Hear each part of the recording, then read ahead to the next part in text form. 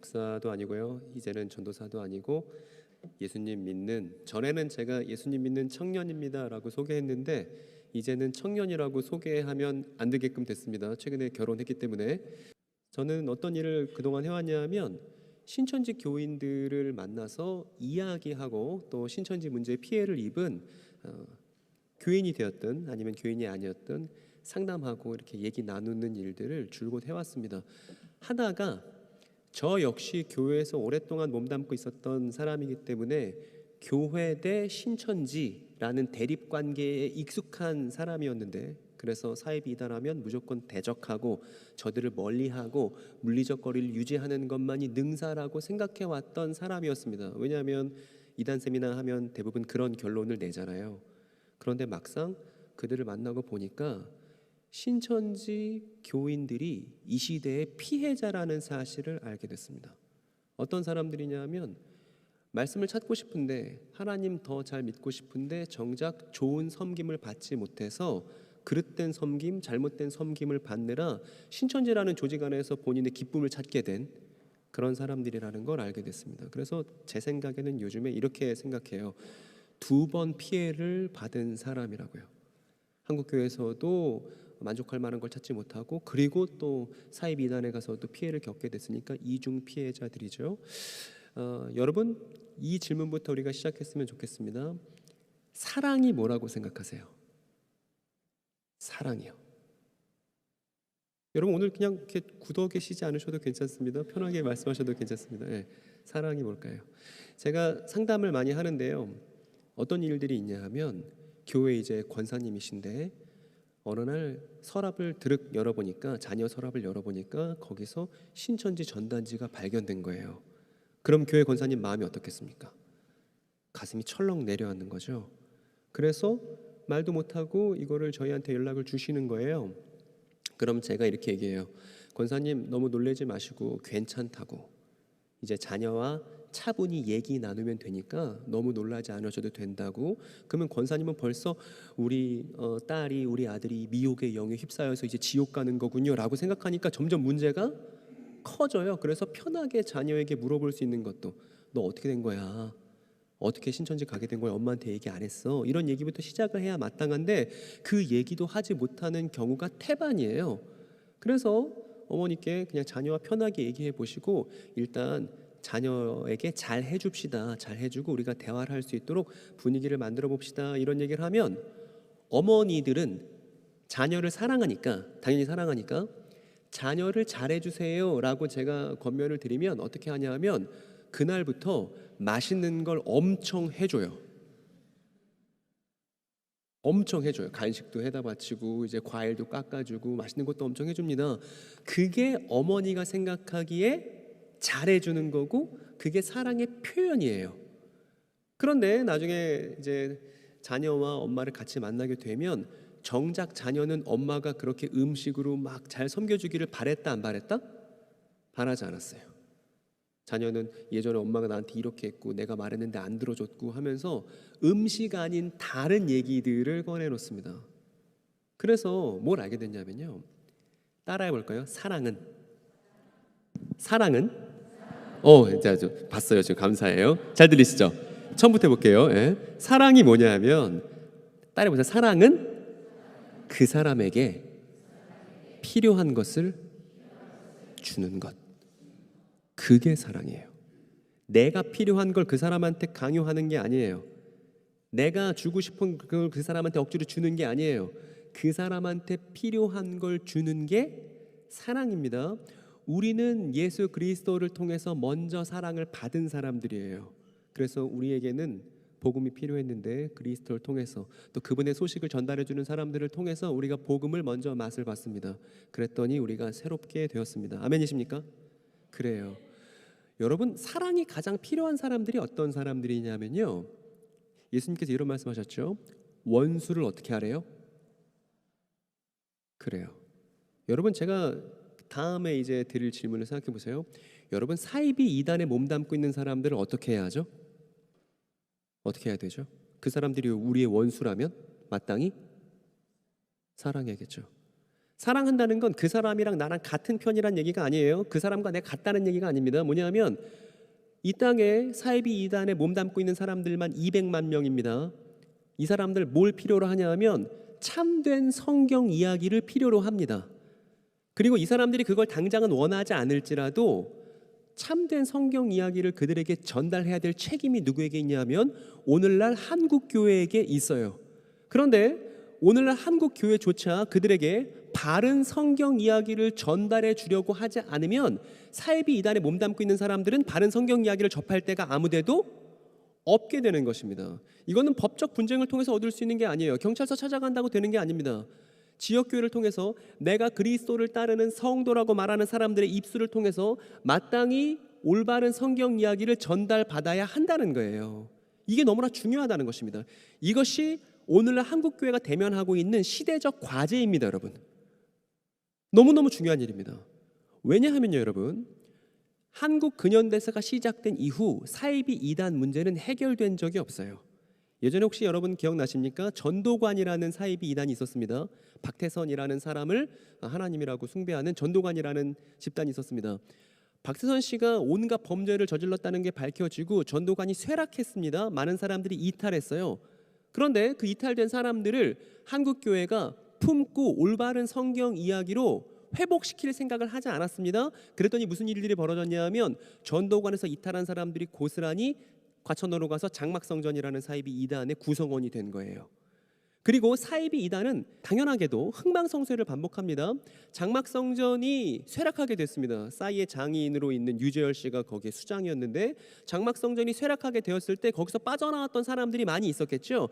그런데 그들을 한국교회가 제대로 섬기려고 생각하지 않았을 때, 그런 건 추호에도 관심도 없었을 때 장막성전에서 이탈했던 사람들이 또 뭘 만들게 됐냐 하면 신천지를 40여 년 전에 만든 거예요.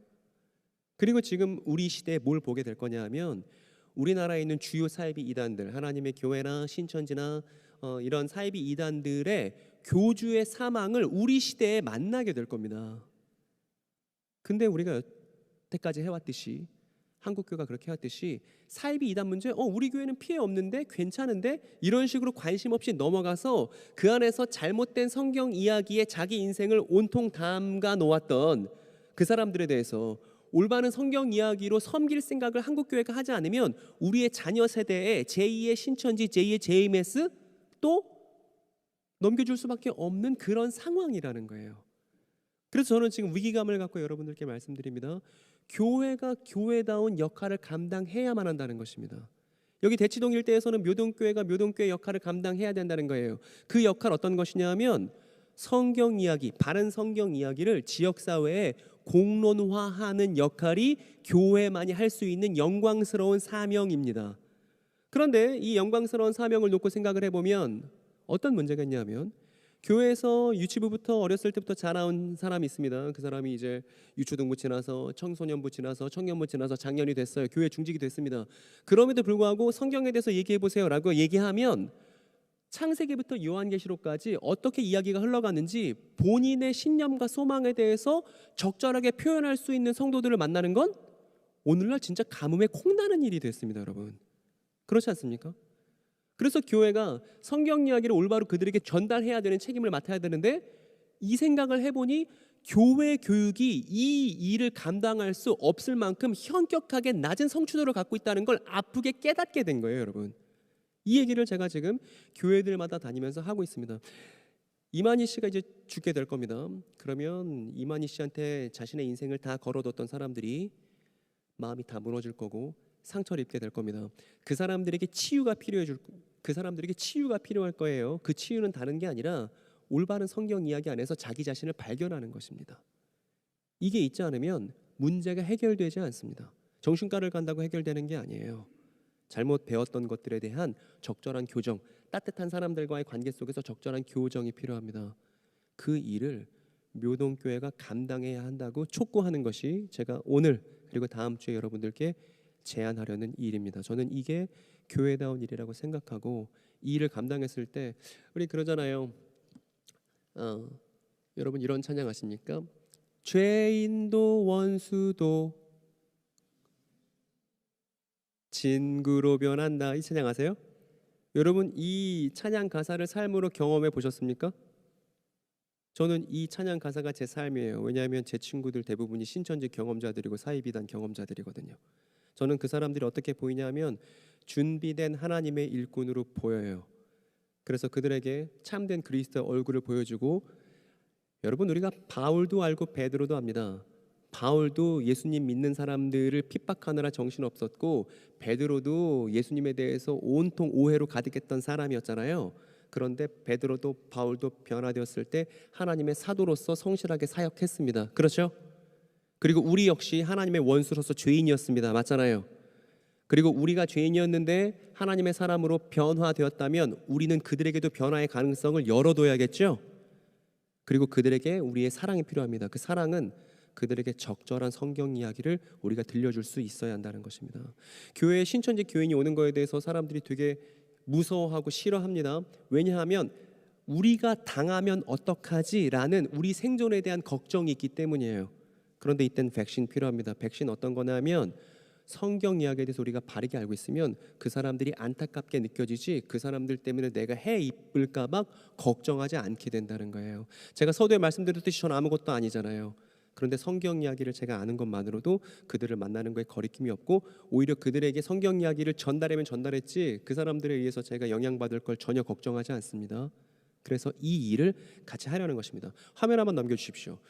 제가 여러분들께 전달하고 싶은 이야기는요, 오랫동안 준비된 일이에요. 무려 3년 전부터 구상됐고 전국에 있는 교회들을 다니면서 지금 시리즈로 연결되어 있는 일입니다. 잠깐 소개를 드리면, 이 영상이 제가 3년 전에 올렸던 영상인데, 우리가 신천지 교인들이 무슨 생각하는지 그들의 마음을 한번 이해해 보자는 얘기를 했고, 제가 부산 수영로교회에 가서 신천지 이 문제에 대해서 어떻게 해결하는 것이 좋을지 전체 가이드를 한번 제가 구상했던 적이 있습니다.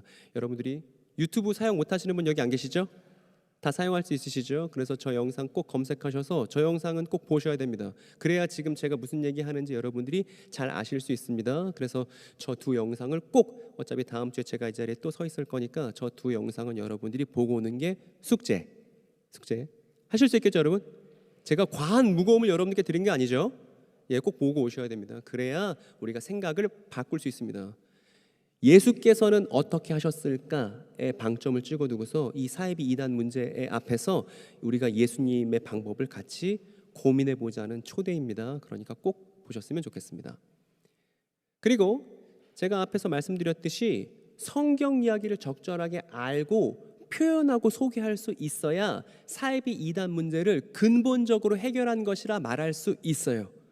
만약에 교회가 정작 성경 이야기를 잘 모르는데, 교회 성도가 내가 성경 이야기에 대해서 제대로 표현할 수 없는데 저 사람들 잘못됐다고 손가락질만 한다면 이 손가락은 잘못된 거예요. 왜냐면 피차 모르기 마찬가지잖아요. 그래서 저희 와이프가 그랬습니다. 제 강의를 제가 어젯밤에 브리핑했거든요. 내가 이런 강의할 건데 피드백을 좀 줘봐 했더니 당신 강의를 한 글자로 요약하면 분별이라는 단어가 생각난다, 이렇게 얘기했습니다. 딱 맞는 얘기예요. 분별. 여러분, 근데 신천지와 한국교회를 분별하기 위해서는 뭐부터 알아야 되냐면, 신천지가 이렇게 한다 저렇게 한다, 이렇게 나쁘다 저렇게 나쁘다, 이걸 알기 전에 교회가 누구인지, 오늘날 예수를 따르는 사람들이 어떤 사람들인지 우리 자신에 대해서 먼저 잘 알아야 제대로 된 분별이 가능한 거예요. 그런데 오늘날 유감스럽게도 교회라는 정체성이, 성도라는 정체성이 무엇인지 모른 채 교회 출석하시는 성도들이 많이 늘어나고 있는 그런 실정입니다. 그래서 교회가 무엇인지 우리가 확실하게 알지 않으면 이 문제에 손도댈 수 없다는 걸 증명할 겁니다. 그리고 교회가 뭔지 알려면, 예수를 믿는 사람들이 어떤 사람들인지 우리가 알기 위해서는 뭐가 필요하냐 하면 우리의 뿌리를 톱파보는 것이 필요한데, 우리의 뿌리가 뭐냐면 성경 이야기잖아요. 창세기부터 요한계시록까지 어떤 이야기가 흘러왔고 그래서 우리가 누구인지 설명하기 위해서는 성경을 창세기부터 찬찬히 들여다보는 일이 필요하다는 것입니다. 그래서 어떻게 성경을 보고 이게 사이비 이단의 주장들과 어떻게 다른 것인지 제가 다 비교해서 이미 유튜브 영상으로 다 올려놨습니다. 그래서 율법과 예언 이야기에 대해서 이렇게 시리즈를 만들어서 유튜브 채널에 올려놨고요. 그리고 성경을 보려면 유대인의 역사에 대해서 알아야만 하는데 최소한 이 정도는 알아야 된다는 것도 유튜브 영상에 다 올려놨습니다. 이런 구약 이야기들을 충분히 살펴보고, 요즘에 제가 교회들마다 다니면서 하는 얘기는 뭐냐면, 마가복음 한 권만 제대로 읽어낼 수 있어도 이 문제는 아무것도 아니다 이겁니다. 마가복음 한 권만 제대로 읽어낼 수 있어도 사이비 이단 문제 아무것도 아니라는 것입니다. 그래서 오늘 제가 하는 강의는 영상으로 잘 저장될 것이고 저희 채널에도 올라갈 것이고 묘동교회 채널에도 올라갈 겁니다. 이 영상 내용을 충분히 내면화해야 되는 사람들은 이 교회의 청년과 청소년들입니다. 그러니까 꼭 청년과 청소년들이 볼 수 있게끔 담당 사역자분들이나 내지는 엄마 아빠들을 잘 도와주시기 바랍니다. 다음 세대들, 이 차세대 크리스찬들이 어떤 사람들인지가 너무나 중요하기 때문에, 그래서 이미 많은 교회들을 지나왔고 오늘 뭐 할 차례냐 하면 7장 할 차례예요. 1장부터 6장까지는 벌써 다른 교회들에서 다 얘기를 했습니다. 그래서 묘동교회에서 오늘 7장하고 다음 주에 8장을 할 겁니다. 그리고 증명이 될 거예요. 마가복음 한 권만 제대로 이해해도 사이비 이난에 갈래야 갈 수가 없구나. 그리고 설령 이 묘동교회에 신천지 경험자나 JMS 경험자나 사이비 이단 경험자가 온다 하더라도 그 사람들에게 복음을 적절하게 소개해 주는 것이 이 일의 해결책이구나. 아주 탁월하고 성경적인 해결책이구나. 이걸 우리가 확인하게 될 겁니다. 제가 지난 2주간 밤잠을 아껴가면서 강의를 계획했고 만들었습니다. 그래서 오늘 강의를 잘 여러분 봐주시면 어떤 방식으로 해야 되는지 감을 잡을 수 있고 성경을 잘 읽어낼 수 있는 가이드도 여러분들이 얻으실 수 있을 겁니다. 그러니까 잘 봐주세요. 본격적으로 시작하기 전에 옆 사람과 이렇게 인사했으면 좋겠습니다. 졸지 마시라고. 빨리 졸지 마시고. 제발 어깨 좀 주물러 주시고 형제자매들 졸지 마세요. 정신 차리세요. 안 돼요. 저를 실망시키지 마세요. 제가 오늘 집에 갈 때 너무 괴로운 마음으로 무거운 마음으로 가고 싶지가 않습니다. 여러분 제 목소리 잘 들리시죠? 네, 좋아요. 잘 따라오시기 바랍니다. 7장만 보면 됩니다. 우리가 아까 성경 구절 읽었듯이 7장의 시작은 이렇습니다. 제가 한번 읽어볼게요. 바리새파 사람들과 예루살렘에서 내려온 율법학자 몇 사람이 예수께로 몰려왔다는 것으로 마가복음 7장이 시작됩니다. 여러분 성경에는 원래 장과절이 없는 거예요. 그냥 쭉 흘러가는 연속극처럼 그저 스토리가 흘러가는 것입니다. 그러니까 장과절 신경 쓸 필요가 없습니다. 여러분 저 구절을 보고도 별 생각이 안 드시죠? 그죠? 여러분 저 구절을 보고도 별 생각이 안 드시잖아요. 목사님이 저한테 연락을 어제 주셨습니다. 소장님 이거 우리 읽어야 되는 성경 본문 맞나요? 이렇게 물어보셨습니다. 왜냐하면 별 내용이 없는 것처럼 보이잖아요.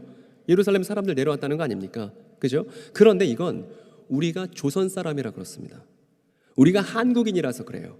그런데 성경은 유대인들이 기록하고 유대인들이 읽은 것이기 때문에 유대인의 관점으로 읽지 않으면 성경의 참맛을 느끼기가 어렵습니다.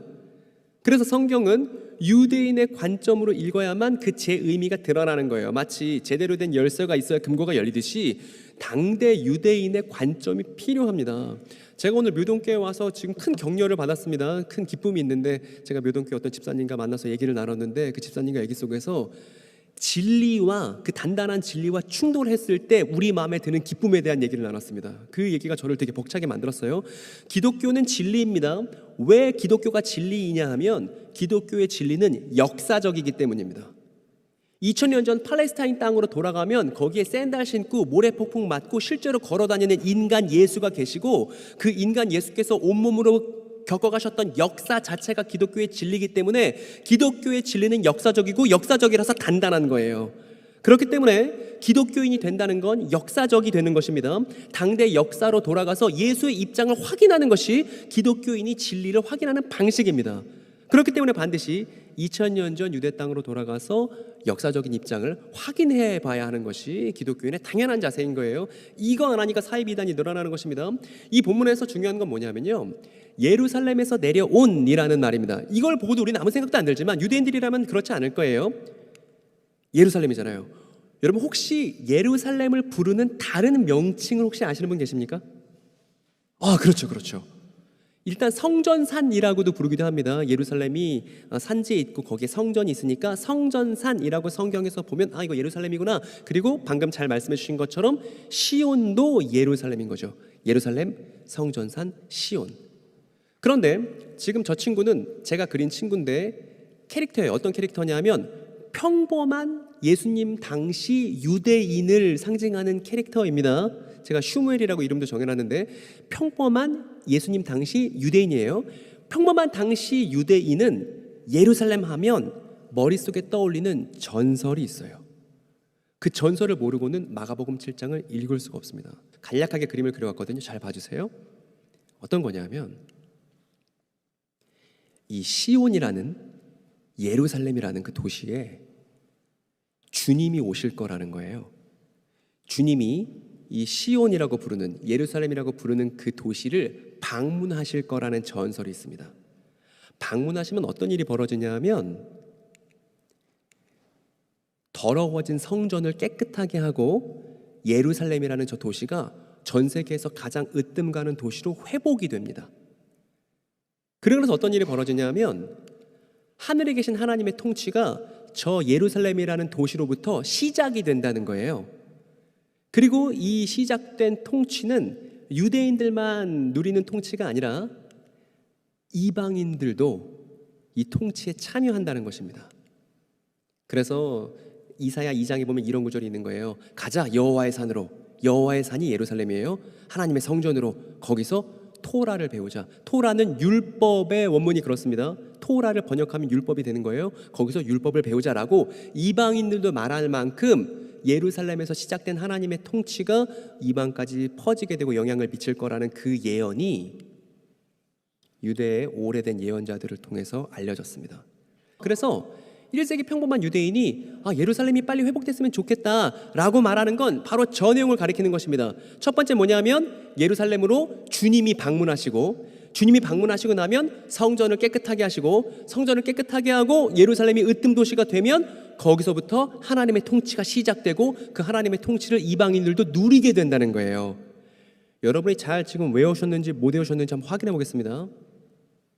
이 시온의 전설, 예언자들이 이 시온에 대한 얘기를 주구장창했기 때문에 이게 유대인들의 기억에도 남아있는 것인데, 저 사람들 예언자들입니다. 예레미야, 에스겔, 이사야, 스가랴, 다니엘 이런 예언자들이 한결같이 얘기했습니다. 시온에 관해서 이러한 소망이 있다고 말입니다. 여러분 기억나시는 분 얘기해 주세요. 첫 번째 뭐였죠? 이 시온으로 무슨 일이 벌어지죠? 주님이 찾아오시죠. 스가랴가 예언했습니다. 찾아오실 때 나귀 타고 오신다고. 그래서 시온으로 주님이 오십니다. 시온으로 주님이 오시면 무슨 일이 벌어지죠? 그러면 성전을 깨끗하게 하고 예루살렘이라는 도시가 전 세계의 으뜸 도시가 되는 거예요.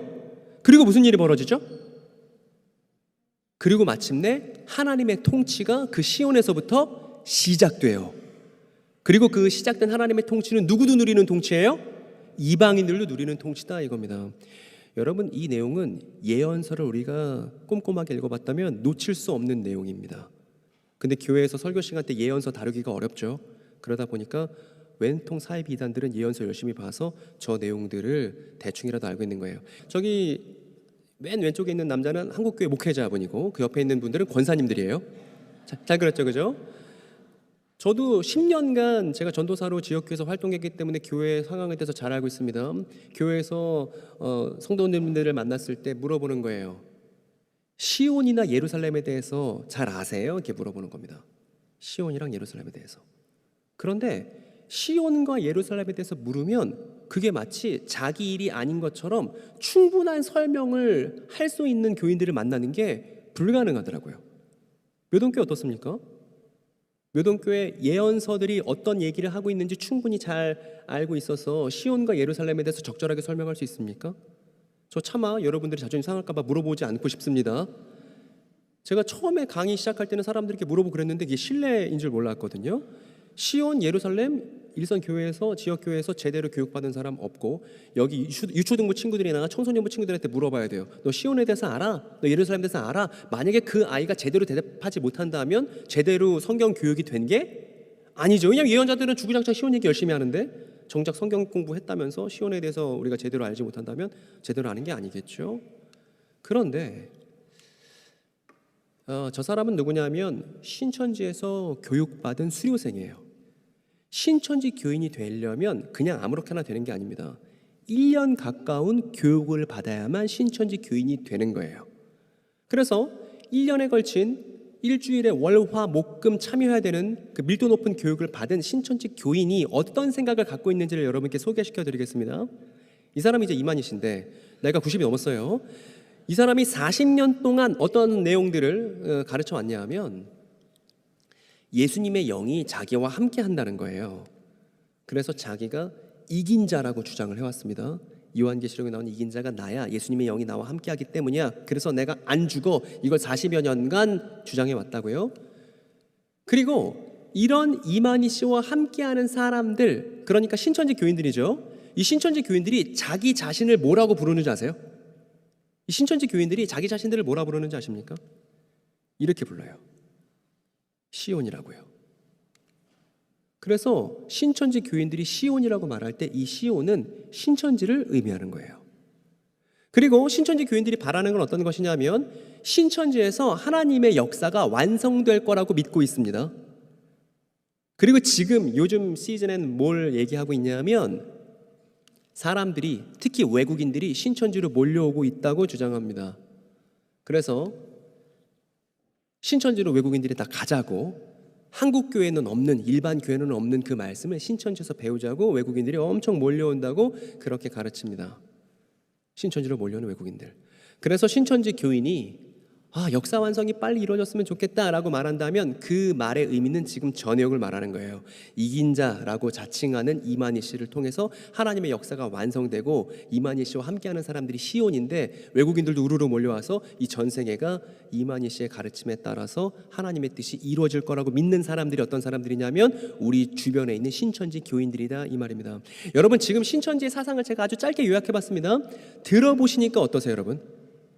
들어보시니까 해괴한 듯 하지만 1년 동안의 밀도 높은 그런 교육을 통해서 이런 내용들을 성경 여기저기에서 파편적으로 확인해 보면 저 내용들을 수용하게 되는 단계가 오게 됩니다. 지금 그런 사람들이 우리나라에만 10만인 거예요. 심지어 탈퇴한 사람들도 많은데 탈퇴한 사람들 중에서도 저 내용이 잘못됐는지 철저하게 확인해 본 사람들은 그렇게 많지 않을 거라고 생각이 됩니다.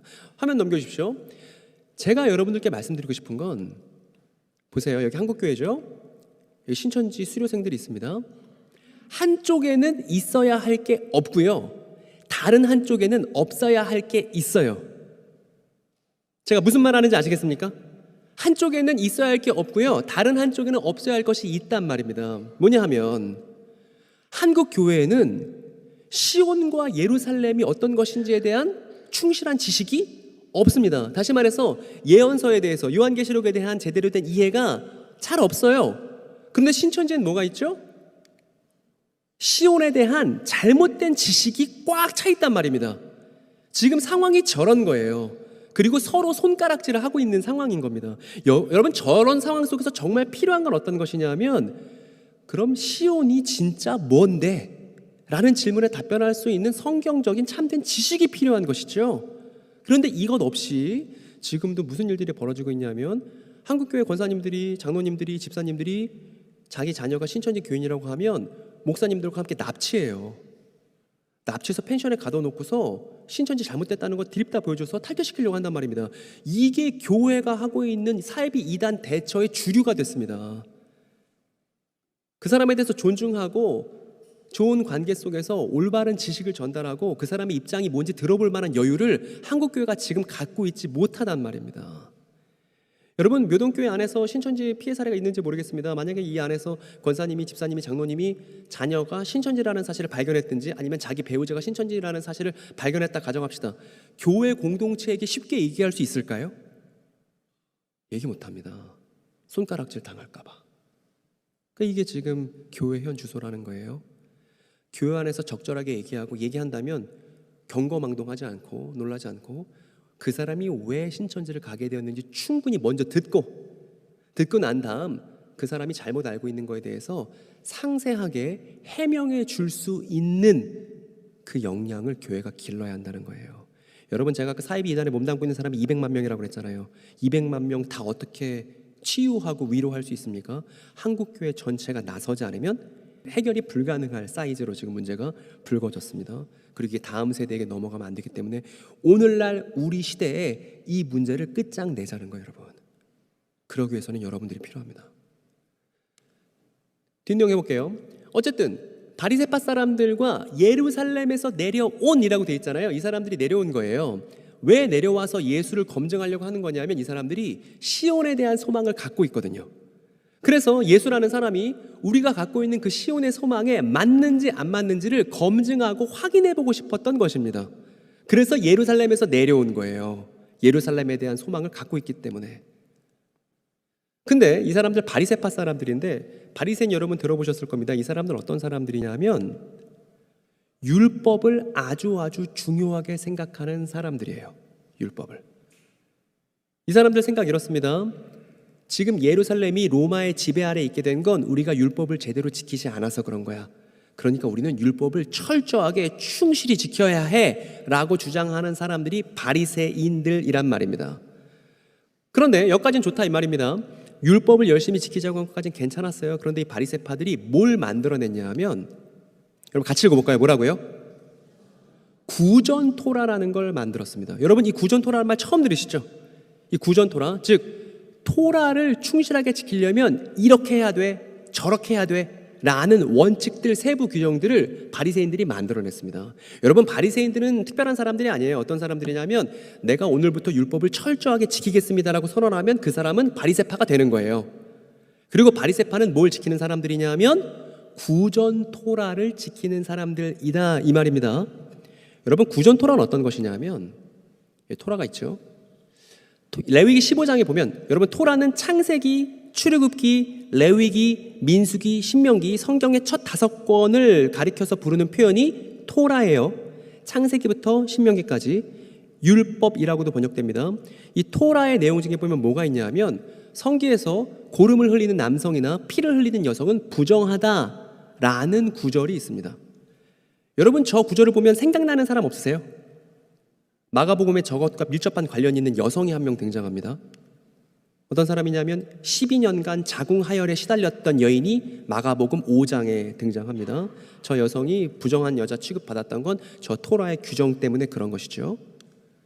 그런데 이 사람들 바리새인들인데, 바리새인들은 구전 토라를 만들었다고 했잖아요. 구전 토라는 뭐냐면 하나님 앞에서 우리가 정결하고 깨끗한 사람이 돼야 돼.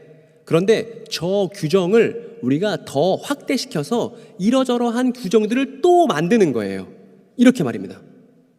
그러니까 밥 먹을 때 손을 씻고 먹어야 돼. 더러워지면 안 되니까. 시장에서 돌아올 때 몸을 정결하게 먹어야 되고, 손만 닦으면 안 돼. 그릇들도 닦아야 돼. 이런 세부 규정들을 만들어서 본래 있었던 율법의 내용을 확대 적용하는 것이 구전 토라였습니다. 그리고 당대 유대인들이 구전 토라에 아주 열심을 냈던 그 상황이 예수님 당시의 상황입니다.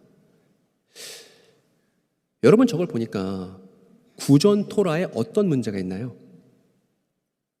여러분 구전 화면으로 보십시오. 제 얼굴보다 나을 겁니다. 여러분 구전 토라에 어떤 문제가 있죠? 저렇게 해도 괜찮은 거 아닌가요? 하나님 말씀대로 충실히 살려고 여러 세부 규정과 적용사항들을 만들어낸 겁니다. 저게 어떤 문제가 있을까요?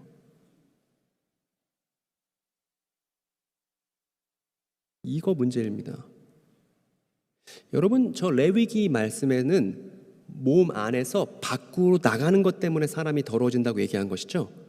그런데 저거를 열심히 지키려다가 어떤 문제가 발생했냐면 음식도 사람을 부정하게 만들 수 있다는 토라에는 없는 내용이 추가된 거예요. 그래서 열심히 율법대로 살려다가 어떤 일이 벌어졌냐면 율법에 없는 내용이 추가돼 버렸단 말입니다. 이게 바리새파가 만든 구전 토라의 문제점인 거예요. 그래서 예수님이 이렇게 말씀하십니다.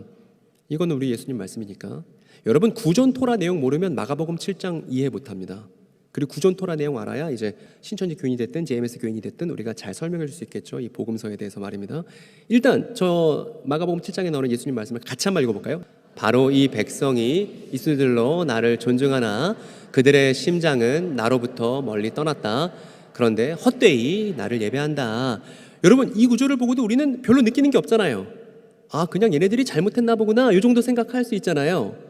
그런데 유대인이 만약에 저 말을 들었다면 놓칠 수 없는 내용이 있습니다. 뭐냐 하면 예수님께서 말씀하신 저 내용은 인용이에요. 누구 인용이냐면 이사야의 인용입니다. 제가 여러분께 자꾸 말씀드리려고 하는 건 뭐냐 하면 예수님 당시 사람들은 구약 성경에 푹 담갔다 꺼낸 사람들이라는 거예요. 그래서 구약 성경에 대해서 제대로 알지 못하면 신약 성경을 읽어낼 수 있다 없다? 없다는 것입니다. 그런데 오늘날 사이비 이단들 공통점 뭐냐면 구약 성경 대충 읽고 신약 성경 대충 읽고 요한계시록에서 뭔가 승부를 보려고 하는 게 오늘날 존재하는 모든 사이비 이단들의 공통점이에요. 오늘날 존재하는 사이비 이단들이 옛날과 다릅니다. 옛날에는 사이비 이단 하면 자기 집 문서 땅 문서 다 팔아갖고 패가망신시키는 그런 집단이라고 생각했습니다. 요즘은 그렇지 않아요. 요즘에는 구독형 이단이에요. 그래서 사이비 이단에 들어가 있으면 소속감을 주고 탁월한 성경 해석을 준다고 믿게 만듭니다. 그리고 오랜 시간에 걸쳐서 계속 회비를 내야 하는, 한 번에 황금알을 낳는 그 거위의 배를 가르지 않고 오랫동안 그 사람에게 회비를 받는 그런 식의 구독형 이단이 첫 번째 특징이에요. 두 번째 특징은 어떤 특징이 있냐면 교리적 이단이라는 것입니다. 교리적 이단이라는 건 뭐냐면 우리가 한국 교회보다 성경 해석이 있어서 훨씬 더 탁월하다는 믿음을 사이비 이단에 몸담고 있는 사람들은 다 갖고 있다는 거예요. 그러면 이런 상황 속에서 한국 교회가 뭘 준비해야 되냐? 사이비 이단이 갖고 있는 성경 해석이 왜 잘못됐고 교회는 어떤 성경 해석을 탁월하게 갖고 있는지를 표현하고 증명할 수 있어야 한다는 것입니다. 근데 그동안 사이비 이단 그러면 그냥 얘네랑 말 안 할 거야, 그냥 얘네랑 그냥 말 안 섞을 거야 이러고 말았단 말이에요. 그러는 와중에 사이비 이단에 몸담고 있는 사람들 무슨 생각합니까? 역시 한국 교회는 말씀이 없어. 그 생각이 강화됐다는 겁니다. 그리고 정작 교회의 실정을 돌아보니까 말씀 모르던 거 진짜 모르던데 뭐 이렇게 된 거예요. 그래서 오늘날 이 교리적 이단들이 대부분의 이단들이기 때문에 이 이단들에 맞서서 우리가 그들에게 정말 필요한 그들에게 마땅히 우리가 섬길 수 있는 걸 준비한다는 건 어떤 것이냐면 우리가 갖고 있는 성경 이야기를 충실하게 알아야 한다는 것입니다. 이거 없이는 교회의 역할을 제대로 감당할 수 없을 겁니다. 단순히 우리 교회 피해 있냐 없냐 수준이 아니고요, 지역사회를 교회가 어떻게 섬기느냐의 문제로 사이비 이단 사역을 우리가 봐야 한다는 거예요. 특별한 사람들, 소수의 특별한 사람들만 하는 그런 사역이 아닙니다.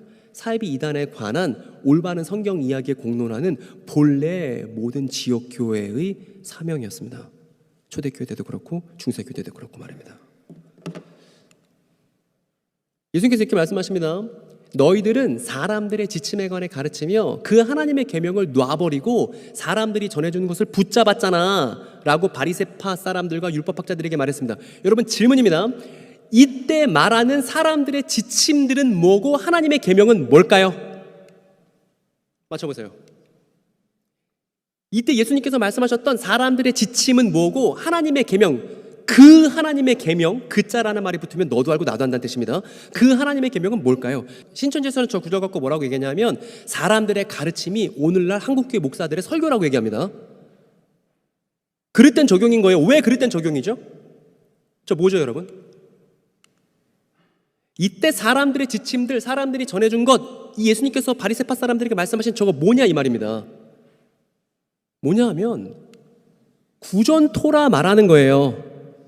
저렇게 본문을 툭 떼놓으면 아무렇게나 해석해도 문제가 없어집니다. 사람들이 잘 몰라요. 그냥 성경에 한 절만 툭 떼놓고 와서 이거 그냥 이런 거예요, 거기에 대해서 분별하거나 깊이 생각해보지 않는단 말입니다. 그런데 성경은 장과절이 원래 없었고 문맥을 따라 쭉 따라 내려오면 저 사람들의 지침, 사람들이 전해준 것이라고 예수께서 말씀하신 저 내용은 바리새파가 만든 구전토라를 의미하는 거지 딴 게 아니란 말입니다. 그러면 여러분 저기서 그 하나님의 계명은 뭐겠어요? 당연히 율법이죠. 토라죠. 이렇게 읽는 거라고요. 이렇게 안 읽고 맨날 성경 구절 한 구절 떼놓고서 이만희 씨가 뭐라고 말하든 정명식 씨가 뭐라고 말하든 거기서 분별하지 못했던 우리의 교우들이, 한국교회 지체들이 다 사이비단으로 간 거 아니겠습니까? 이게 성경 해석에 빈약했기 때문에, 미진했기 때문에 벌어진 참극이다, 이렇게 말해야만 한다는 것입니다. 그래서 예수님께서 그 다음 말씀 이렇게 말씀하십니다. 저거 같이 읽어볼까요? 너희들이 고른반 때문에 사람을 붙잡아 두느라 그 사람은 자기 부모에게 해줄 것이 없다. 너희가 물려받은 전통이 하나님의 말씀을 헛되게 만든다. 여러분 여기 고르반이라고 나왔습니다. 고르반. 이 고르반이 구전 토라의 하나예요. 구전 토라의 내용들 중 하나입니다. 여러분 충격적인 건 뭐냐면 제가 어릴 적 수원에 있는 지역교회에서 신앙생활을 했는데 저희 어머니와 아버지 그리고 저희 어머니 아버지가 친밀했었던 교회 장로님과 집사님들이 모여서 친목 모임을 만들었습니다. 그 친목 모임의 명칭이 뭐였는 줄 아세요? 고르반이었어요. 그래서 어머니가 저 기억납니다. 어릴 적에 엄마 아빠 고르반 모임 갔다 올게 이렇게 나가셨단 말입니다. 그때는 뭔지 몰랐죠. 제가 너무 어렸으니까. 그래서 고르반 모임 갔다 오시는가 보다 하고 있었는데 제가 나중에 성경을 꼼꼼하게 읽어보니까 이 고르반이라는 말은 성경에서 아주 부정적으로 쓰인 거기 때문에 어떤 기독교인들의 모임의 명칭으로 쓰기에 아주 부적절하다는 걸 뒤늦게 알게 됐습니다. 그래서 제가 아버지께 물어봤어요. 아니 아버지, 옛날에 그 장로님들이랑 모이던 모임 왜 이름을 흉악하게도 고르반이라고 왜 지었어요? 근데 아버지가 뭐라고 그러는지 아세요? 아, 나 몰랐지 그러셨다고요. 왜냐하면 그 고르반을 개역 한글 성경에서 보면 고르반은 하나님께 드리는 선물이라 하여, 여기까지만 보면 어때요? 괜찮죠? 그랬던 거예요. 그러니까 성경을 충분히 당대 문맥에서 읽지 않고 그 딱 구문만 보고서 좋은 거네, 고르반이라고 하자, 이렇게 했던 게 한국 교회의 실정이었고, 그래서 성경을 다 파편적으로 읽다가 사이비 이단에 가게 되는 일들이 벌어졌다는 겁니다. 다행히 우리 아버지는 안 가셨지만. 고르반 뭐냐 하면요, 어떤 돈이 있어요. 이 돈을 고르반은 이제 선물이라는 뜻입니다. 선물. 근데 이거 고르반이야, 이 돈 고르반이야 라고 하면 이 돈은 성전에 갖다 바치는 돈이지 절대 다른 용도로는 쓸 수가 없게 된다고 바리새파 사람들이 정해놓은 규정이 고르반 규정이에요. 그래서 어떤 일이 벌어졌냐 하면, 유대인들은 자기 부모를 부양하잖아요. 자기 부모 부양하려고 모아둔 돈이 있지 않겠습니까? 근데 바리새파 사람들이 가서 꼬시는 거예요. 너 돈 모아놓은 거 있지? 예, 돈 모아놓은 거 있는데요? 그거 어디 쓰려고 했어? 저희 부모님 부양해야죠. 야, 근데 부모님보다 하나님이 더 소중하잖아. 그 돈 고르반이라고 선언해. 그러면 하나님께 열심히 섬기겠다는 그 일념 때문에 그 부모 부양하려고 모아놓은 돈에다가 고르반 그러는 순간 그 돈은 부모를 위해서 쓸 수 있어요, 없어요? 못 쓰는 거예요. 이 짓을 해왔다고요. 구존 토라라고. 이게 하나님의 토라에 충실하게 지키는 방식이라고 바리새파 사람들이 그렇게 가르치는 바람에, 그래서 예수께서 말씀하시는 겁니다. 니네가 물려받은 그 구존 토라의 전통이 하나님의 토라를, 하나님의 말씀을 헛되게 만들어버리잖아, 이 얘기를 지금 하시는 중이라고요. 고르반에 대해서 당대 역사가의 얘기를 하나 드릴게요. 저 사람 빌라도인데 무슨 일이 있었냐면, 성전에서 저 빌라도가 돈을 갈취해 왔습니다. 성전에 그득 쌓아놓은 돈을 빌라도가 갈취해 왔어요. 그래서 어디에 썼냐면 수로 공사하는 데 썼습니다. 유대 수로 공사하는데 성전에 있는 돈을 그냥 갖다 쓴 거예요. 그러더니 유대인들이 우르르 몰려와서, 아니 성전에 모아둔 돈을 당신이 그냥 무조건 갖다 쓰면 어떡하냐고 따졌습니다. 따졌더니 빌라도가 어떻게 했냐면 로마 군병들이 우르르 와갖고 몽둥이로 저 사람들 다 죽여버렸어요. 이 일이 유대 역사가를 통해서 우리에게 전해지는데, 여러분 저것만 보더라도 빌라도는 좋은 사람이에요, 안 좋은 사람이에요? 안 좋은 사람이죠. 근데 신천지는 빌라도에 대해서 나쁜 사람이 아니라고 가르칩니다. 이것만 알아도 그렇게 생각하지 못할 건데, 어쨌든 이 사람 되게 중요합니다. 요세푸스라는 역사가인데, 여러분 기독교인으로서 신앙생활을 하면서 역사에 관심을 갖는다면 요세푸스라는 사람의 이름을 몰라서는 안 되는 거예요.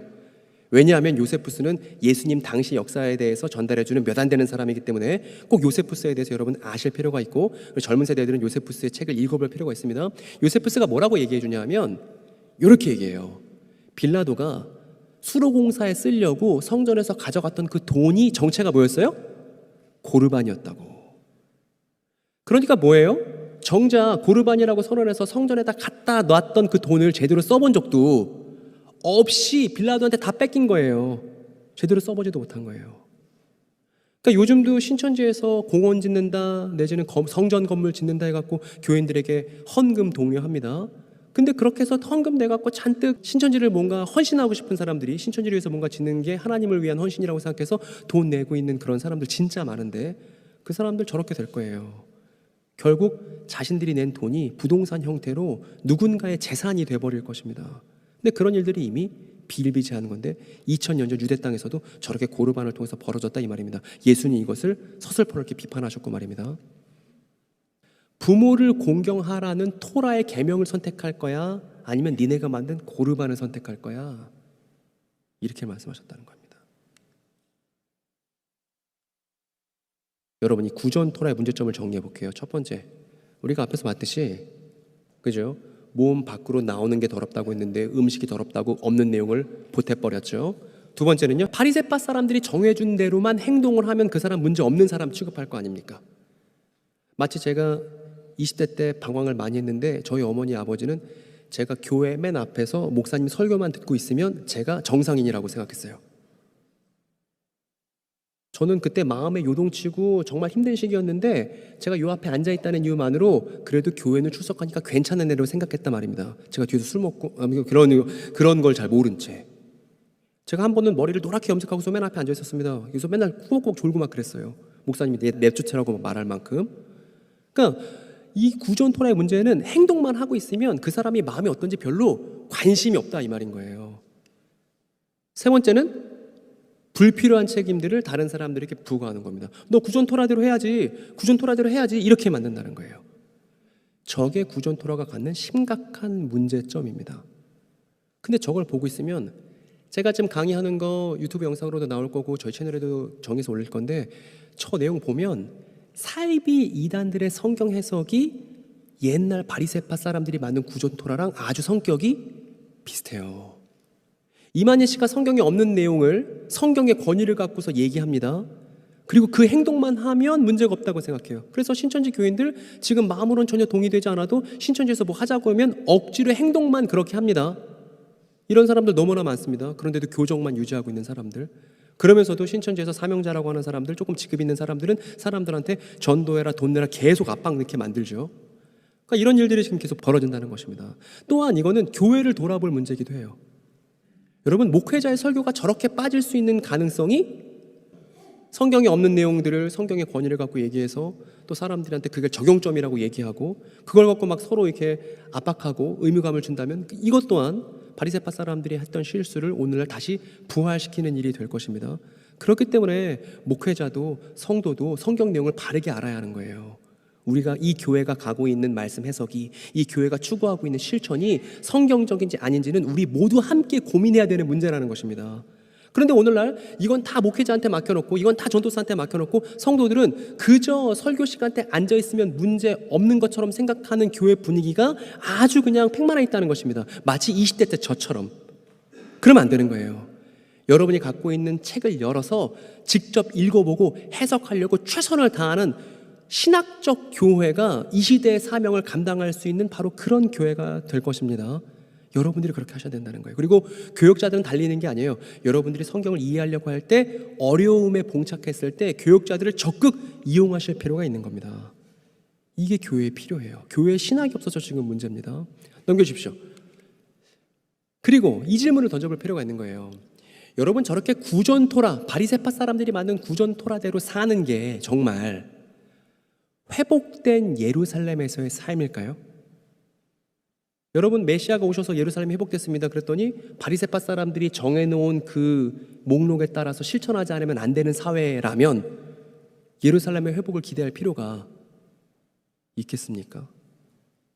어린이들이 이렇게 얘기합니다. 전사님, 나중에 새하늘과 새 땅이 되면 우리 맨날 성가대만 해요? 이렇게 물어보더라고요. 제가 그랬어요. 아니라고, 절대 그렇지 않다고. 그래서 성가대가 너무 좋죠. 오늘 찬양가 내가 은혜를 많이 받았습니다. 정말 너무 감사합니다만 우리가 일상생활에서 다채롭게 살아가는 삶이 하나님의 통치가 완성되고도 지속되겠죠. 그래야 진짜 아름다운 삶이라 하나님께서 원하시는 뜻이 이루어졌다 그렇게 말할 수 있겠죠.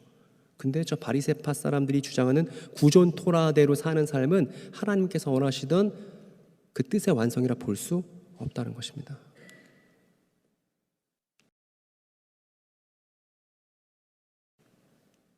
뒷얘기를 보면요, 저렇게 바리새파 사람들과 토론을 마치시고 예수님께서 뭔가 가르칠 만한 내용이 딱 떠오르셨는지 사람들을 부르셨습니다.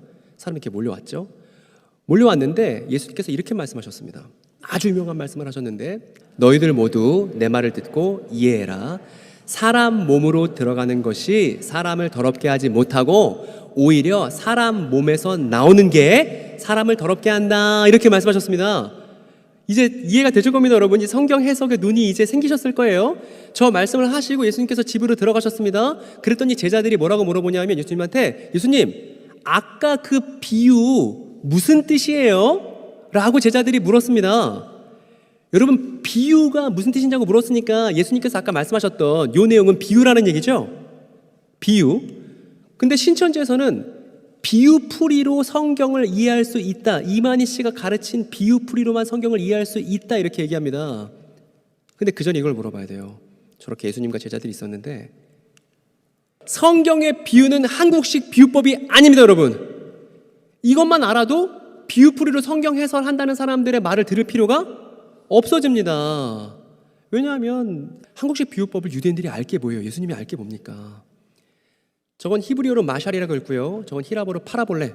구약 성경을 쓴 히브리어로는 마샬이라고 하고 신약 성경을 쓴 히라보로는 파라볼레라고 하는데 학자들도 이걸 어떻게 번역할지 모르겠다고 말할 만큼 다양하게 번역됩니다. 속담이라고 번역되기도 하고 격언이라고 번역되기도 하고 비유로 번역되기도 하고 창작 이야기로 번역되기도 하고 심지어 저 마샬이라는 단어는 동사로 쓰면 명사로 쓰면 비유인데 동사로 쓰면 다스리다가 돼요. 니네 생육하고 번성하고 다스려라 할 때 마샬이거든요. 그러니까 엄청 복잡한 그런 단어예요. 그러니까 한국식 비유처럼 그냥 모모 같은 사과 같은 얼굴 이런 게 아니란 말입니다. 성경에서 특히 복음서에서 예수님께서 비유라고 말씀하실 때 비유는 뭐냐 하면 이것만 기억하시면 돼요. 두 가지 이야기가 함께 흘러가는 걸 비유라고 하는 거예요. 여러분 다시요, 잘 기억하세요. 성경에서 복음서에서 말하는 비유는 두 가지 이야기가 함께 흘러가는 걸 비유라고 하는 겁니다. 다시 여러분, 복음서에서 말하는 비유가 뭐라고요? 두 가지 이야기가 함께 그거라고요. 두 가지 이야기가 함께 흘러가면 비유라고요. 예시를 갖고 올게요. 아까 예수께서 하신 말씀 요거잖아요. 저게 비유라면 두 가지 이야기가 흘러가야 돼요. 먼저는 무슨 이야기가 흘러가냐 하면 여러분 보세요. 예수님께서 하신 말씀을 그냥 가만히 듣고 있으면 저거 어떤 얘기처럼 들리냐 하면 먹고 뒤로 배추라는 이야기로 들리시죠? 그죠? 그렇잖아요. 사람 몸으로 들어가는 거, 먹는 거, 그리고 사람 몸에서 나오는 거, 싸는 거 이렇게 들리잖아요. 그래서 표면적으로 보면 입으로 먹고 뒤로 배추라는 이야기구나 라는 걸 알 수 있습니다. 그런데 비유는 두 가지 이야기가 함께 흘러가기 때문에 입으로 먹고 뒤로 배추라는 이야기가 하나 흘러가고 그리고 또 하나 이야기가 흘러가요. 저거 무슨 이야기 예수께서 말씀하시는 건지 맞춰보세요, 여러분. 사람 몸으로 들어가는 거 뭐 말하는 걸까요? 그리고 사람 몸으로 나오는 건 뭘 말하는 걸까요? 성경에는 문맥과 맥락이라는 게 있어서 앞에서 말씀하셨던 주제들이 뒤에까지 쭉 연결되는 겁니다. 여러분 잘 생각해 보세요. 진실과 마주칠 시간입니다. 토라와 구전 토라를 비교하는 내용이라고요. 사람 몸으로 들어가는 것, 이거 뭐냐 하면 바리새파 사람들이 말했던 음식 먹을 때 손 씻고 뭐하고 이걸 말하는 거고, 사람 몸에서 나오는 것 뭘 말하는 거냐 하면 아까 그랬잖아요. 남자의 성기나 여자의 성기에서 유출되는 사람이 더럽다고. 그래서 이 얘기는 여전히 구전 토라와 토라를 지금 비교하는 내용을 예수께서 말씀하시는 겁니다. 여러분 제가 말씀드렸던 이 구전 토라에 대한 이야기를 모르면 이 마가복음 7장을 이해할 수 있어요, 없어요? 없어요. 당대 역사로 돌아가지 않으면 복음서를 제대로 이해할 수가 없다는 것입니다. 그래서 교회는 성경 해석에 있어서 신학적이고 역사적이어야만 한다는 것이에요. 그래서 예수께서 말씀하십니다. 밖으로부터 사람 속으로 들어간 모든 것은 그 사람 더럽히는 거 아니야 라고 말씀하신 건 바리새파 사람들이 말한 구전토라, 이 음식 먹을 때 손 씻고 저 음식 먹을 때 손 씻고 시장 가서 손 씻고 그릇 씻고 그거 사람을 더럽게 하는 거 아니야, 바리새파 사람들이 말한 게 틀린 거야, 그 얘기를 하신 거고요. 왜 틀렸냐 하면 그 사람들이 말한 구전토라 심장과 상관이 없잖아. 사람의 심장과 상관이 없잖아. 제가 심장이라고 번역해놨지만 우리가 갖고 있는 성경에는 뭐라고 번역되어 있냐면 마음이라고 번역이 되어 있습니다. 그 사람의 마음과 관련이 없잖아. 그런데 그 사람 안에서부터 밖으로 나오는 것, 그 사람이 그 사람을 더럽게 만드는 거야. 심장에서부터. 이거 뭐 말하는 거냐면 토라 말하는 겁니다. 그래서 사람 심장에서부터 나오는 게 뭐가 있죠? 음란한 거, 도둑질, 살인들, 간음, 탐욕, 악한 욕망, 속임, 과도함, 음란한 거, 악한 말, 자기 높이는 거, 어리석은 거, 다 그 사람 심장에서부터 안에서부터 밖으로 나오는 건데 이게 사람을 더럽히는 거야. 이게 토라의 본래 뜻이야 라고 예수께서 말씀하시는 거라 이 말입니다. 왜냐하면 토라는 저 사람의 심장, 사람의 마음에 대해서 엄청 신경 많이 쓰거든요. 여전히 예수님은 구전토라 잘못됐고, 즉 성경을 자기 입맛대로 잘못 해석해서 이것저것 다 붙여놓고서 오히려 성경의 뜻을 훼손하고 있는 구전토라를 비판하고 있고, 토라의 참뜻을 드러내는 게 예수님께서 제자들에게 가르치는 목적이다 이 말입니다. 이걸 읽어볼까요? 예수는 토라의 참뜻을 드러내실 뿐 토라를 부정하신 적이 없죠. 율법의 1.1획도 다 이루겠다고 말씀하셨으니까 당연히 율법을 부정하실 리가 없는 것이죠. 그리고 저 토라의 한 대목에 보면 노아의 홍수 관련된 내용에서 이런 게 있습니다. 제가 읽어볼게요. 주님께서는 사람의 죄악이 세상에 가득 차고 심장에 마음이라고 번역되어 있지만 심장에 생각하는 모든 계획이 언제나 악한 것일 뿐임을 보시고서 땅에 사람 지으셨음을 후회하시며 심장 아파하셨다는 내용이 나옵니다. 즉 인간 타락의 핵심이 행위가 아니라 심장에 있다는 얘기를 이미 토라에서 밝히셨고 예수님은 이 뜻을 드러내려고 하신단 말입니다. 그리고 왜 지금 이게 중요하냐 하면 왜 더러움과 깨끗함을 가르는 기준, 우리가 분별 얘기하지 않았습니까? 어떻게 하는 것이 사람을 더럽게 하고 어떻게 하는 것이 사람을 깨끗게 하는지 그 기준을 설정하는 게 왜 중요하냐 하면 깨끗하다는 건요 성전에 참여할 수 있다는 의미였어요. 유대인들에겐 깨끗하다는 건 너 성전에 들어갈 수 있어 이 말이에요. 그럼 더럽다는 건 무슨 뜻이겠어요? 성전에 들어갈 수 없다는 얘기예요. 그러면 예루살렘이 회복될 건데 하나님의 역사가 완성될 건데 깨끗한 사람은 그 역사 완성에 참여할 수 있게 될 뿐만 아니라 하나님과 함께 영광을 누릴 수 있는데 더럽다고 판정된 사람은 하나님의 예루살렘 회복에 참여할 수 없게 되지 않습니까? 그러니까 이 문제가 아주 중요한 거예요. 근데 예수님 뭐라고 말씀하셨죠? 저 깨끗함과 더러움을 가르는 기준은 구전 토라일 수가 없다. 뭐라는 거예요? 기준이 율법밖에 없다는 거예요. 그만큼 토라가 아주 중요하다는 것입니다.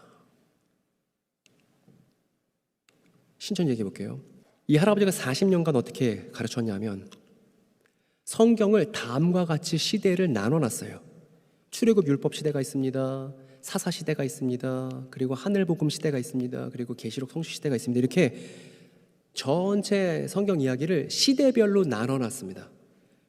여러분 이렇게 성경 이야기를 시대별로 나누는 건 다 잘못된 거예요. 이걸 세대주의라고 얘기합니다. 이렇게 성경 이야기를 이렇게 시대별로 나누는 건 다 잘못된 겁니다. 그러니까 누가 얘기를 여러분 제가 걱정하는 건 뭐냐면 유튜브 걱정이에요. 교회에서 목사님께서 하시는 얘기 듣다가 교회 집으로 돌아가잖아요. 유튜브 영상 떠서 알고리즘에 뜨는 거 설교 영상 봤어요. 온갖 잘못된 잡설들이 유튜브에 넘쳐납니다. 그래서 목사님 설교 일주일에 한 번 20분 30분 됐잖아요. 집에 가서 유튜브 계속 봐. 근데 유튜브 계속 보는 게 잘못된 거면 어떡할 거예요? 그걸 분별하는 시각이 없다고요. 성도들한테. 그래서 잘 우리가 배워야 된다고요. 저렇게 시대를 나누는 거 잘못된 겁니다. 왜 잘못됐냐 하면 다 수료생들이 저걸 믿고 있는데 이만희 씨가 나눠놓은 시대 구분을 믿고 있는데 토라는 저 출애굽 율법 시대에만 해당되는 거예요. 그리고 오늘날 우리는 계시록 성취 시대에 살고 있어요. 그래서 우리가 시온이에요. 이렇게 가르쳐 왔다고요. 그럼 어떤 문제가 생기냐면요. 토라는 별로 안 중요하고 이만희 씨의 가르침만 중요하게 되는 효과를 낳는 거예요. 그래서 이만희 씨가 이렇게 얘기하기도 합니다. 구약은 예수님이 다 이뤘고 그렇기 때문에 이제 우리에게 중요하지 않아. 신약은 이제 내가 다 이룰게. 이렇게 주장한단 말입니다. 저 주장에 고개를 끄덕이고 신천지 교인이 되는 사람들이 오늘날 이 땅에만 10만이라고요. 왜 저게 문제가 됩니까? 토라랑 상관없는 성경 해석을 하고 있기 때문에. 율법은 성경 해석이 정말 중요한 것인데 율법과 상관없는 성경 해석을 하기 때문에 저게 이단 사설이 된다는 것입니다. 읽어볼까요? 신천지가 말하는 시온은 토라와 아무 관련이 없어요. 그래서 문제인 거예요. 그래서 문제인 거라고요. 근데 걱정하는 건 이겁니다. 다시 이제 한국교회 성도들, 이제 묘동교회 이제 성도들을 다시 모셔놓고 생각해 봅시다. 여러분 그동안 교회에서 율법 하면 어떻게 생각하셨어요? 율법 말입니다. 교회에서 흔히 이렇게 얘기할 때 있지 않습니까? 아 그거 되게 율법적이다 뭐 이렇게. 교회에서 율법에 대해서 긍정적으로 말하지 않고 부정적으로 얘기하는 게 아주 짙게 깔려 있습니다. 지금 우리가 복음서를 해석할 때만 하더라도 율법에 대해서 우리가 잘 알고 있지 않으면 복음서를 제대로 읽어낼 수 없는데 교인들이 성경 해석을 밀도 있게 하지 않은 상태에서 그저 율법은 부정적인 거야. 우리는 더 이상 율법이랑 상관없는 거야. 이런 식의 잘못된 생각들을 다 갖고 있다고요. 그래서 율법 별로 안 중요해. 마음이 중요해. 율법 별로 안 중요해. 믿음이 중요해. 율법 별로 안 중요해. 복음이 중요해. 이렇게 생각하는 사람들이 정말 많아졌습니다. 근데 그게 아니에요. 율법이 이루어졌기 때문에 마음이 중요한 거고요. 심장이 중요한 거고 율법이 이루어졌기 때문에 율법에 참여할 수 있는 믿음의 길이 열린 것이고 율법이 이루어졌다는 기쁜 소식이 뭐냐 하면 복음이에요. 그래서 우리가 더 이상 율법에 나오는 규정들에 저촉되지 않더라도 우리가 믿고 있는 바를 설명하기 위해서는 반드시 뭐가 필요하냐 하면 율법에 대한 이야기가 필요하다는 것입니다. 그런데 이런 내용들이 너무나 생소해진 거예요. 지금 교회 안에. 사이비 이단 문제 심각하다고 이거 어떻게 해결해야 되냐고 제가 여기저기 방송마다 다니면서 열심히 얘기했는데 이 사이비 이단 문제 해법이 맨날 우리 집에 놓여 있었던 그 낡은 책을 집어들고 창세기부터 읽어내는 게 이 사이비 이단 문제 해법인 줄 저도 모르고 있었단 말입니다.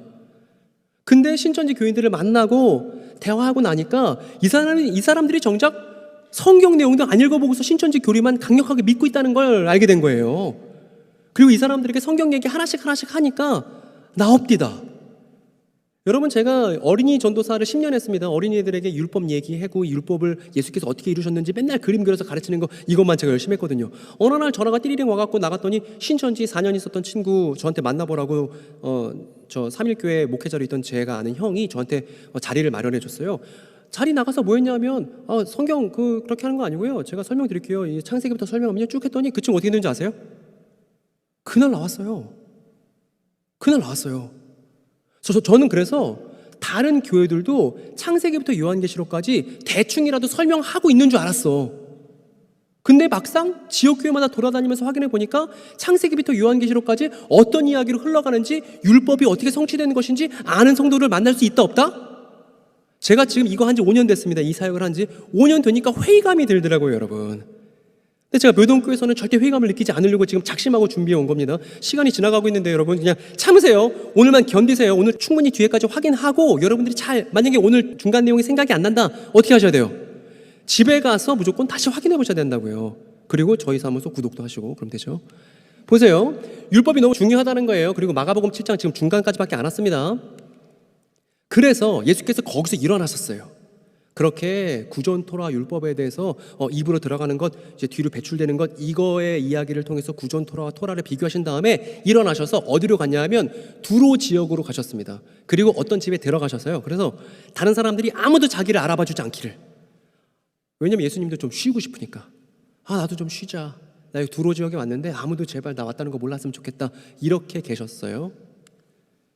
그런데 예수님의 바람대로 되지 않았죠.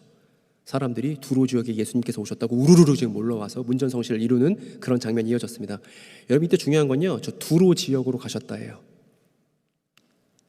잠깐 요약을 해볼게요. 저쪽에 바다인데요, 저 바다가 지중해예요. 지중해. 제가 성경 지리를 한 번에 짧게 요약해서 저희 어린이들도 알 수 있게끔 설명했어요. 여러분도 이해할 수 있을 겁니다. 지중해가 있고요, 지중해 바로 옆에 산이 있어요. 무슨 산인지 아세요? 기도원으로 유명한 산이에요. 갈멜산 여기 있어요. 갈멜산. 그리고 여기 보면 바다 아니라 호수인데 유대인들이 생전 바다를 경험한 적이 없으니까 큰 호수도 대충 바다라고 부르거든요. 어떤 호수가 있냐 하면 갈릴리 호수가 있어요.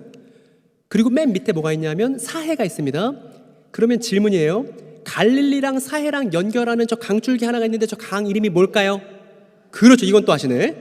요단강. 그리고 여기에 예루살렘이 있고 맞은편에 사마리아가 있습니다. 그리고 여기가 로마 지역이 점령한 10개의 도시를 가리켜서 뭐라 부르냐면 데가볼리라고 하는 거예요.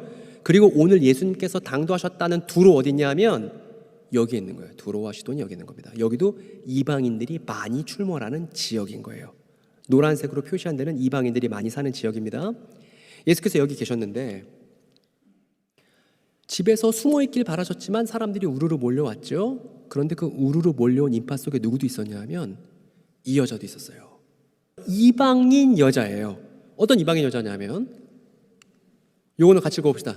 더러운 영을 가진 딸을 가진 히람 여인이 그에게 요청했다. 그이가 그 다이몬을 그녀의 딸로부터 던져주시라고. 여러분, 유대인들이 처녀귀신, 총각귀신 알아요, 몰라요? 처녀귀신, 총각귀신 알겠어요, 모르겠어요? 알게 뭐예요? 몰라요.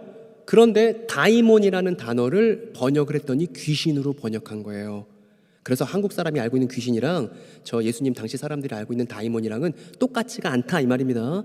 어쨌든 더러운 영을 가진 그런 딸이 있는 히랍 여인, 이방인이 예수님을 찾아온 거예요. 그 더러운 영을 가진 우리 딸을 고쳐주시라고. 여러분 근데 기억나십니까? 더럽다 깨끗하다가 왜 중요해요? 더러우면 뭘 못 누리죠?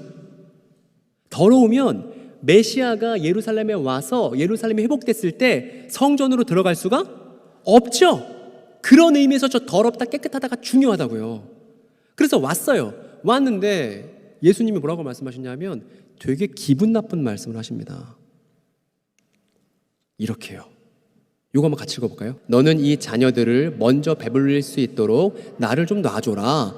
왜냐하면 그 자녀들의 그 빵을 취해서 작은 개들에게 던지는 게 온전하지? 이거 유명한 말씀 아니겠습니까? 예수님이 마치 그 여자를 개처럼 취급하는 것 같은 저 얘기, 되게 유명한 얘기잖아요. 여러분, 근데 지금까지 마가복음 7장 문맥을 쭉 잘 따라오셨다면 이제 짐작하실 수 있을 겁니다. 성경을, 복음서를 어떻게 해석하면 재밌는지. 뭐냐 하면 여기서 이 말씀의 의미를 제대로 이해하기 위해서는 저 지금 밑줄 그은 내용이 아주 중요해요. 자녀들, 여기서 자녀들은 유대인들이거든요. 유대인들을 먼저 배불린다는 것이죠, 예수님의 하시는 일이.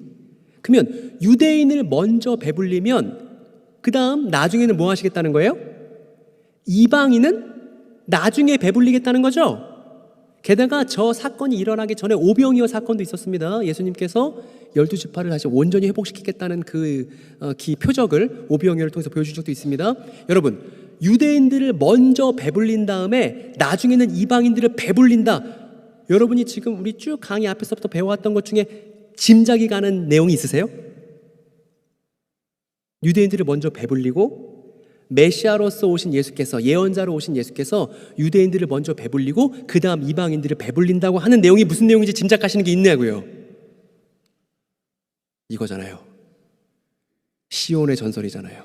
확인해 봅시다. 시온의 전설, 첫 번째 무슨 일이 벌어지죠? 주님께서 예루살렘에 방문하시죠, 나귀 타고. 그 다음 무슨 일이 벌어지죠?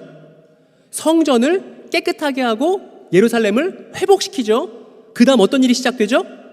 하나님의 통치가 시온에서부터 시작되죠. 그 다음 무슨 일이 벌어지냐 하면 이방인들도 그 토라의 가르침을 누리게 되지 않습니까? 이방인들도 그 완성된 토라의 가르침을 함께 향유할 수 있게 되는 일이 벌어진다는 거잖아요. 그러면 순서가 먼저는 유대에 있는 예루살렘을 방문하시고 그 다음 이방인들에게도 예수께서 성취하신 일이, 메시아께서 성취하신 일이 영향을 미치는 것이죠. 이게 예루살렘을 향해서 말했었던 예언자들의 소망이었잖아요.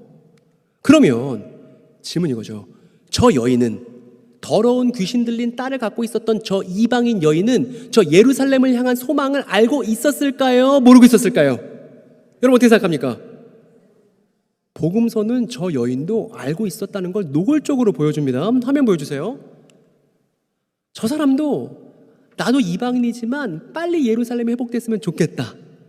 그래야 나도 예루살렘의 회복에 참여할 수 있을 테니까 이 기대를 갖고 있는 여인이었다고요. 그렇기 때문에 저 여인이 뭐라고 말하냐면 네 주여, 그런데 식탁 아래에 있는 그 작은 개들도 자녀들의 이 자기가 모욕적인 그 언사를 듣고도 저렇게 여유 있게 반응할 수 있는 저 이방인 여인의 태도를 보시기 바랍니다. 저 여인은 강력하게 믿고 있는 거예요. 예수님, 당신은 나의 주님이신데, 호칭이 어떠면 주여잖아요. 당신은 나의 주님이신데 당신이 예루살렘에 당도하시고 나면 나도 예루살렘의 회복에 참여하게 될 바로 그 사람이니까 저희 딸도 더러움에서 벗어날 수 있도록 도와주시라고 그렇게 얘기한 겁니다. 멋있는 답변이죠. 예수님도 예루살렘을 향한 그 소망에 꽂혀 계시고 저 이방인 여자도 그 예루살렘을 향한 오랜 예언자들의 메시지에 꽂혀 있었다고요. 그랬더니 저 여자의 발언을 보고서 예수님께서 뭐라고 말씀하셨냐면, 그죠? 저 여자도 저를 바라고 있던 거죠. 예수님 말씀이 이렇습니다. 뭐 때문에? 바로 그 말 때문에. 네가 말한 바로 그 말 때문에. 그 말이 뭐예요? 예루살렘에 소망을 두고 있었던 바로 그 말 때문에, 오랜 예언자들이 예언했었던 거기에 소망을 두고 있었던 바로 그 말 때문에 너 이제 가도 괜찮아. 너의 딸이 깨끗해졌어. 예루살렘이 회복될 때 너의 딸도 너도 참여할 수 있을 거야. 이렇게 말씀하신 거라고요. 여러분, 이 예루살렘을 향한 예언자들의 오랜 이야기를 알지 못하면 마가복음 7장을 제대로 이해할 수가 없겠죠. 이거 몰라서 토막토막 잘라놓고 사이비 이단 교주들이 얘기했던 것에 우리의 많은 교우들이 속을 수밖에 없었다는 것입니다. 너무나 아쉬운 일이죠. 그래서 예수님이 이제 어디로 가시냐면, 예수께서 다시 두로의 경계들을 떠나 시돈을 가로질러 대가볼리 경계들 사이에 있는 갈릴리 바다로 요렇게요. 갈릴리로 오셨다고요? 오셨더니 또 어떤 일이 벌어지냐면 사람들이 또 우르르 몰려왔습니다. 예수님이 쉴 수가 없어요. 그랬더니 이번에는 사람들이 누구를 데려왔냐면 귀먹고 말 더듬는 사람을 예수께로 데려왔습니다. 이렇게요. 그리고 예수님께서 고쳐주시기를 바랬죠. 그랬더니 예수님께서 코로나 시절에는 할 수 없는 방식으로 대단히 지저분한 방식으로 저 사람을 고치시는데 어떻게 하냐면 일단 잘 보세요. 물 위로부터 따로 떼어서 데려가죠. 그 손가락을 어떻게 해요? 손가락을 귀에 넣는다는 거예요. 이렇게요. 그리고 혀를 내밀라고 하죠. 지금 세번역 성경에는 의역이 되어 있는 거예요. 그의 혀에 손을 대셨다고. 근데 원문에 보면 뭐라고 되어 있냐면 혀에다가 침을 뱉으셨다고 되어 있습니다. 그러면 이렇게 귀를 꽂고 그 사람 혀 내밀어봐. 이렇게 퇴 뱉으신 거잖아요. 아니 예수님이 그렇게 하셨다고요. 하셨는데 저 어떻게 하겠어요? 그렇게 하셨다고요. 그게 써있다고요. 그렇게 지저분한 방식으로 하셨어. 이렇게 꽂고 퇴 뱉었습니다. 그리고 나서 어떻게 하셨냐 하면 복음서를 보니까 고개를 들어서 하늘을 보고 어떻게 하시죠? 탄식을 하시죠. 한숨을 푹 쉬었다는 거예요. 누구를 향해서? 하나님을 향해서요. 어떤 마음일지 우리가 한번 생각해 보세요. 평생 말 못하고 못 듣는 사람이 앞에 왔는데 그 사람을 보고 하나님을 향해서 탄식을 푹 하신 그 예수님의 심정을 한번 우리가 공감해 보자는 것입니다. 그리고 예수께서 그 사람을 향해서 뭐라고 말씀하셨는지 혹시 여러분 아십니까? 뭐라고 말씀하셨는지? 그렇죠. 여러분 근데 오늘날 청소년들이나 청년들은요 에바다라는 말이요 별로다라는 뜻이에요. 애들 은어예요. 별로다 그거 되게 멋없다 이런 뜻이 에바다예요. 그래서 이거를 에바다라고 했더니 저 청년들이 막 다 빵 터져갖고 설교를 할 수가 없더라고. 그래서 에바다는 어른들은 문제가 없지만 청년들은 아 그거 되게 별론데 에반데 이렇게 얘기를 한다고요. 그래서 원문의 발음대로 갖고 왔는데 원문의 발음대로 하면 에파다가 되는 겁니다. 뭐냐면 너 열려라 이런 뜻입니다. 명령어입니다. 너 열려라 이렇게 한 거예요. 그래서 어떻게 됐냐면 열렸죠. 귀가 열리고 입이 열린 겁니다. 그래서 귀가 열리고 혀가 풀렸습니다. 말을 똑바로 하게 됐습니다. 예수께서는 저 사람을 데려온 사람들에게 말하지 마. 이 사건을 말하지 마. 그랬는데 마치 아까 예수님께서 두로 지역에서 좀 쉬고 싶어서 집에 숨어 있길 바라셨으나 숨어 있을 수 없었듯이 이번에도 예수님의 예상대로 돼요, 안 돼요? 안 돼요. 인간 예수의 바람대로 되지 않습니다. 오히려 사람들이 더 이 사실을 여기저기 퍼뜨리기 시작합니다. 이렇게 말이에요. 그는 듣지 못하는 사람도 듣게 하시고 말 못하는 사람도 말하게 하신다. 여러분 저거 보면 무슨 생각이 드세요? 저 소식을 들으면 무슨 생각이 드세요? 아니 그냥 예수님께서 놀라운 치유를 행하셨나 보다는 생각이 들죠. 다른 생각 별로 안 드시죠. 왜냐하면 우리가 한국 사람이라서 그런 거예요. 왜냐하면 만약에 저 1세기 평범한 유대인이 저 소식을 들었으면 대번에 무슨 생각부터 했을 거냐면 이사야부터 떠올려 있을 겁니다. 왜냐면 저 내용이 이사야서에 나오거든요. 자, 확인시켜 드릴게요. 여기 한번 같이 읽어볼까요? 굳세어라 두려워하지 말아라 너희의 하나님께서 복수하러 오신다. 하나님께서 보복하러 오신다. 너희를 구원하여 주신다 라고 말하여라. 그때 눈먼 사람의 눈이 밝아지고 귀먹은 사람의 귀가 여러분 그러면 눈먼 사람의 눈이 밝아지고 귀먹은 사람의 귀가 열리면 무슨 일이 벌어질 때의 징조냐 하면 하나님께서 오실 때 악에게 복수하고 사람들을 구원하러 오실 때 하나님께서 오실 때 벌어지는 현상이 뭐냐 하면 귀먹은 사람의 귀가 열리는 일이잖아요. 그러면 유대인들은 어떤 사람이 귀머거리가 열렸다는 얘기를 들었어요. 그 소문을 들었어. 무슨 생각을 할 거냐 하면 어머 이사야서에 예언된 대로 하나님께서 오실 때가 됐나 보네 라고 생각하겠죠. 그러니까 저 내용도 구약 성경을 제대로 알고 있지 못하면 제대로 해석할 수가 없다는 말입니다. 그런데 여러분 질문이 이거예요. 하나님이 어디로 오시는데요? 저는 이미 여러분께 다 답변을 말씀드렸어요. 우린 다 이제 커닝 페이퍼 하는 거랑 마찬가지예요. 더 오픈북이에요. 하나님께서 어디로 오신다고 유대인들은 생각했을까요? 그렇죠. 여러분들 이사야서 안 읽어봤지만 알고 있잖아요. 갖고 왔어요 여러분. 제가 읽어볼게요. 주님께 속량받은 사람들이 어디로 돌아올 것이다? 그렇죠. 근데 그 예루살렘을 뭐라 그런다고요? 시온이라고. 그런데 하나님께서 그렇게 예루살렘과 시온에 오시면 얼마만큼 기간 동안 머무신다는 거예요? 영원히 머문다잖아요. 영원히 머문다잖아요. 즉 귀머거리에 귀가 열리고 못 보는 사람의 눈이 열릴 때 그때가 하나님께서 예루살렘에 방문할 그 시절인데, 그렇게 예루살렘으로 하나님께서 오시면 영원히 하나님의 언약과 예언들이 성취된다는 내용이 이사야서 35장에 쓰여 있다는 것입니다. 그렇기 때문에 저 내용은 마침내 예루살렘을 향한 소망이 이루어진다는 내용이라고요. 지금 마가복음 7장 전체가 예루살렘을 향한 소망으로 가득가득 지금 그걸 진동시키고 있다고요. 이거를 못 알아들으면 안 된다고. 그래서 평범한 유대인이 저 모습을 보고 저렇게 말 못하고 귀먹은 사람이 말하고 듣게 되는 걸 보면서 무슨 생각할 거냐 하면, 하나님이 예루살렘으로 오실 때 일들이 벌어지고 있네, 이사야가 예언했던 것처럼, 스가랴가 예언했던 것처럼 이렇게 짐작할 수 있다는 것입니다. 이거는 조선 사람들의 시각으로는 알 수가 없는 거예요. 당대 유대인들의 시각이 돼야 복음서에 숨겨져 있던 의미들이 드러나고 예수께서 어떤 사역을 하신 건지가 명명백백하게 드러난다는 것입니다. 이거를 확인하고 설명할 수 있는 게 교회의 역할이고, 이걸 하지 않았기 때문에 성경 내용들을 곡해한 것이 교리적 이단으로 발달되게끔 교회가 그냥 방치한 것이 오늘날 사이비 이단 문제라는 것입니다. 여러분, 오늘 마지막입니다. 이 상황이었죠, 여러분. 이 상황. 교회는 시온과 예루살렘에 대해서 관심이 없고, 그런데 신천지나 사이비 이단들은 시온에 대한 잘못된 내용으로 그득그득 자신들을 채워놓은 이 상황 속에 지금 우리가 있고, 이것이 한국교회가 대면하고 있는 시대의 정황이라는 것입니다. 그리고 이때 필요한 건 성경을 충실하게 읽고 표현할 수 있는 크리스찬들이 필요하다는 거예요. 그 사람들로 충분하다는 것입니다. 성경을 충실하게 읽고 표현할 수 있으면 그저 목사님의 설교를 듣는 것으로 만족하지 않고, 교회가 제도적으로 정비를 해서 적어도 이 교회에, 여러분, 교회의 교자가 무슨 교자죠? 가르칠 교자입니다. 이 교회의 교육과정을 밟는다면, 누구나 복음서의 내용을 시원하게 알 수 있어서 그 내용을 표현할 수 있도록 교육받는다면 사이비 이단 문제는 정말 아무것도 아니라고요. 그런데 오늘날 교인들은 일주일에 한 번 한 25분 30분 듣는 설교로 교회 교육이 끝나고, 오늘날 주일학교 학생들도, 선생님이 그러시죠. 선생님도 성경 내용 잘 모르는데 주일학교 학생이 찾아옵니다. 그러면 이번 주 잘 지냈어? 주일학교 학생이 그러죠. 예, 별일 없었어요. 그래, 다음 주에 보자.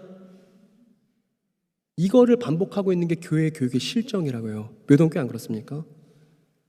설교로는 할 수 없을 겁니다. 설교로는 모자라요. 연속극을 보더라도 일주일에 한 번 25분짜리 연속극 보고 다음 주 기다리는 건 연속극으로도 실패인 겁니다. 훨씬 더 다른 제도가 필요해요. 다른 방식이 필요합니다.